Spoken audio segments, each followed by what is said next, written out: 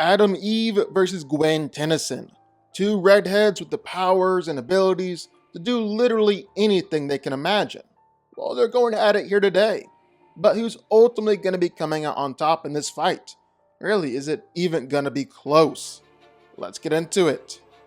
Samantha Eve Wilkins was born the perfect product of a government experiment. A government experiment designed to create a superhuman capable of manipulating matter down to the molecular level. As a child, Eve was unusually smart and drawn to chemistry and physics, only to discover as a teen that she had the remarkable power to manipulate all matter and energy around her.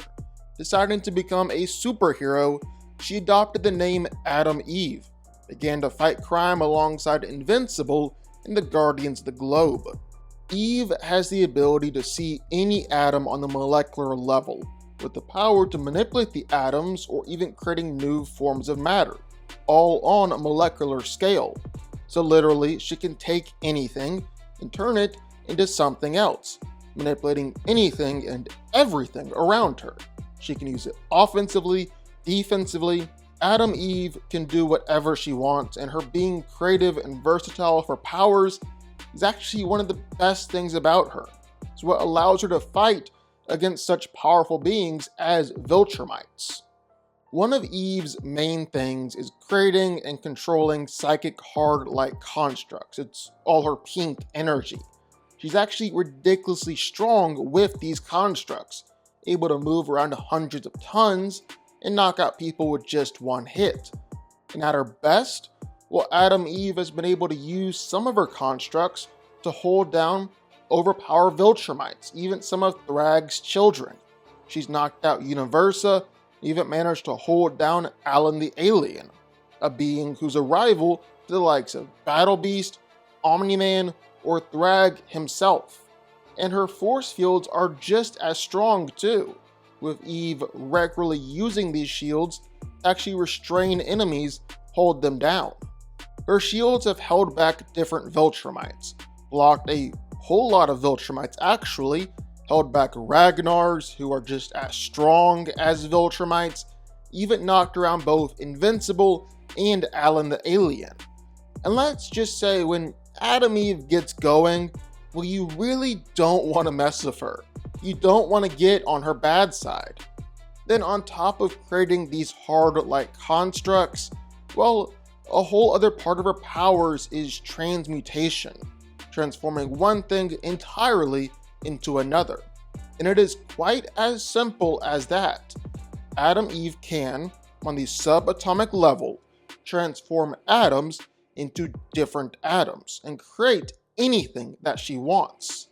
She's got control over the very elements themselves, manipulating air, water, the ground, or electricity. She can launch out blasts of pure atomic energy that are powerful enough to burn Viltrumites like Conquest alive, and Adam Eve is even able to manipulate people's minds. If she wanted to, well, she can affect the cells and chemicals in people's brains, altering their minds or personalities to become different people, erase memories, or even leave people straight brain dead. And as if that wasn't enough, Adam Eve is a very, very hard woman to put down.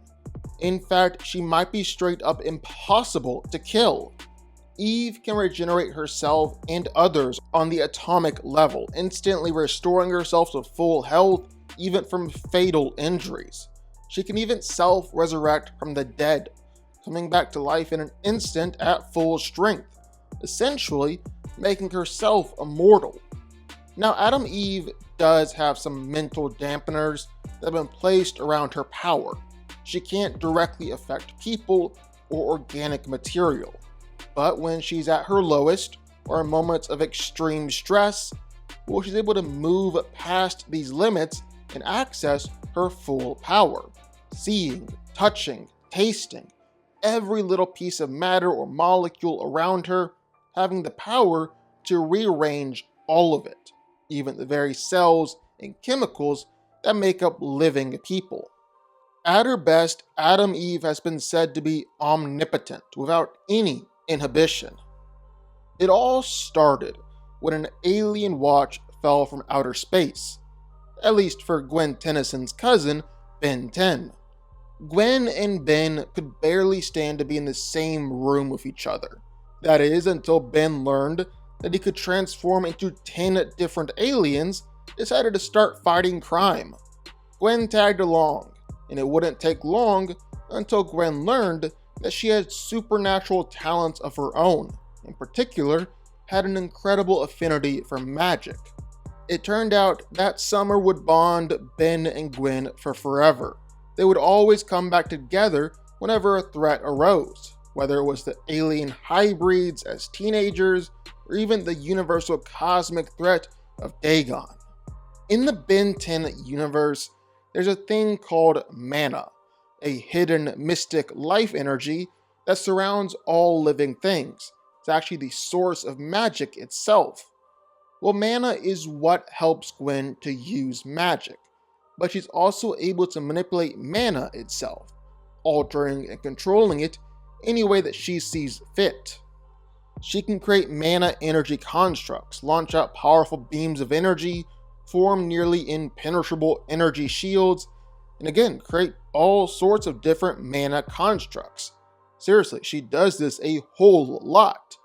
Gwen's ability to manipulate and control mana also gives her telepathic powers, meaning she's able to read people's minds, control their minds and see their memories, even erase their minds and memories altogether. It also gives Gwen a level of clairvoyance. By manipulating mana, she can sense and locate everything that's happening around her, or even see the past or the future while it's happening in real time. And as if all that wasn't enough, well, Gwen can manipulate mana in order to open up dimensional portals and gateways, using it to travel between dimensions and escape from enemies or trap and seal enemies in a different dimension altogether.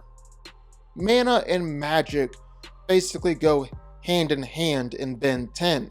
All magic is powered by mana, and the strength of that magic is entirely dependent on how much mana the sorcerer has access to.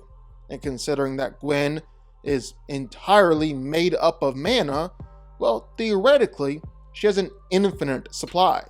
On top of that, magic has no clear rules or laws or even logic. As long as you're a good wizard, you can do just about anything. All Gwen has to do is think it, and it will happen. She's got powerful telekinesis. She can control Earth's elements however she wants. She can travel through time, control pretty much all technology. She can use her magic to contain enemies, instantly teleport around, really so much more. Like, Gwen can even instantly summon powerful magical beings to fight for her, or alongside her, or even cast spells that negate her enemies' powers and draw them out of their body.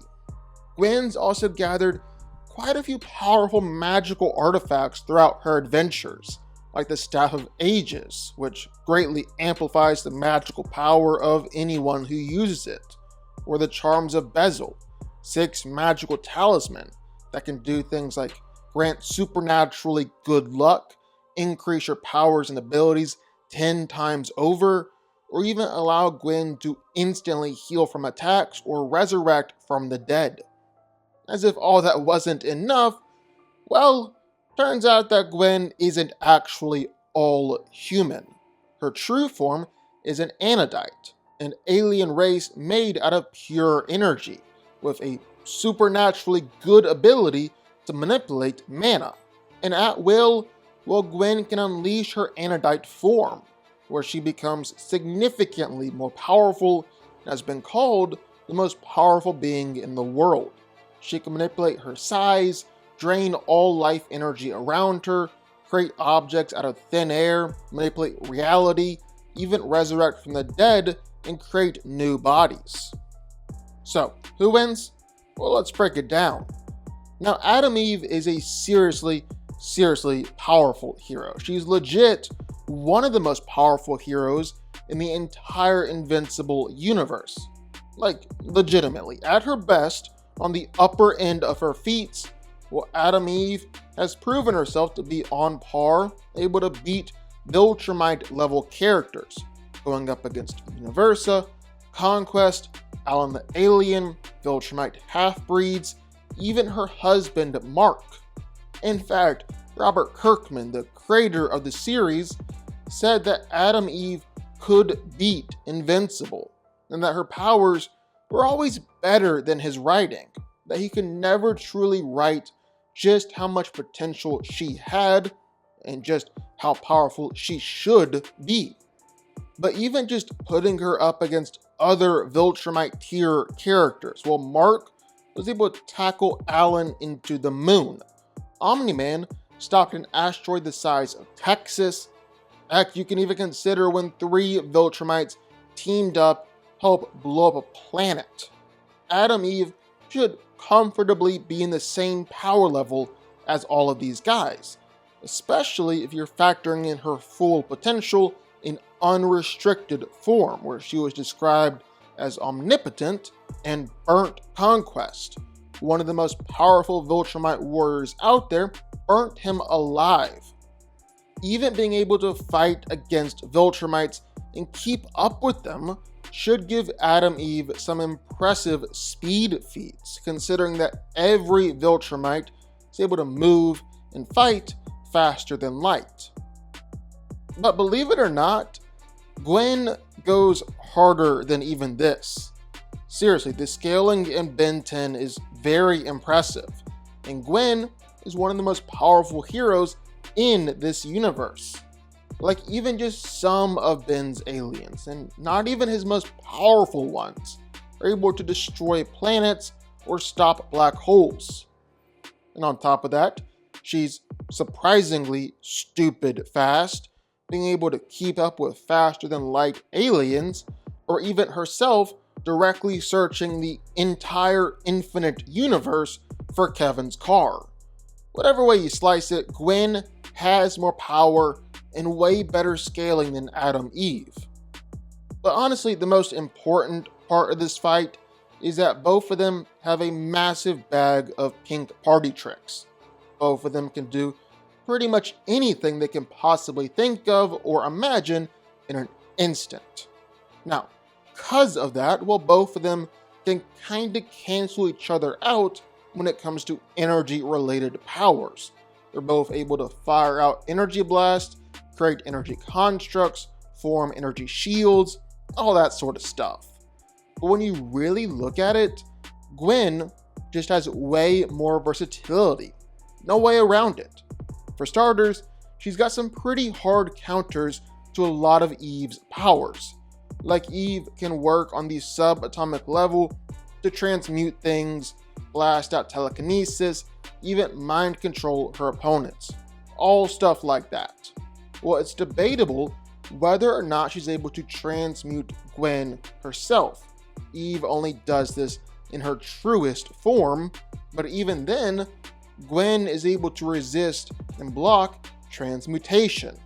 On top of that, she can counter telekinesis with her own telekinesis, leaving Gwen really only open to Eve's mind manipulation, and even then, well, Gwen has resisted telepathy before.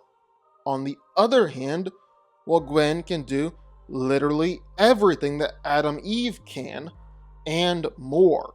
She could create dimensional portals and leave Adam Eve trapped in other voids and nexuses where she can't escape. She can instantly put people to sleep. She can even make Eve forget how to use her powers, or remove that part of her memory altogether, or just use one of her many magic spells to summon magical creatures, trap Eve's spirit in a rock, turn Eve's mind into liquid, or just completely and totally destroy Eve's body altogether. Not even to mention pulling out something like the Staff of Ages to drain Eve's power altogether, or put the fight forever in her favor with the Charm of Luck. And while Eve has incredible regeneration abilities and is a very, very hard woman to kill, so is Gwen. In fact, If Gwen's physical body is destroyed, well, that's when her Anodite form is released. And then the fight is really over for Eve. Her Anodite form is completely made up of mana, which Eve can't touch. So in theory, she could just stand there and do nothing, while Eve just hires herself out. Adam Eve has some of the best powers in comics. Her subatomic manipulation is crazy. But at the end of the day, Gwen Tennyson has her way outclassed by sheer power and versatility. And while Gwen has a lot of answers for Eve's powers, Adam Eve honestly has no answer to some of the crazier or deadlier stuff that Gwen can pull off. Gwen Tennyson wins, and honestly, it isn't even close.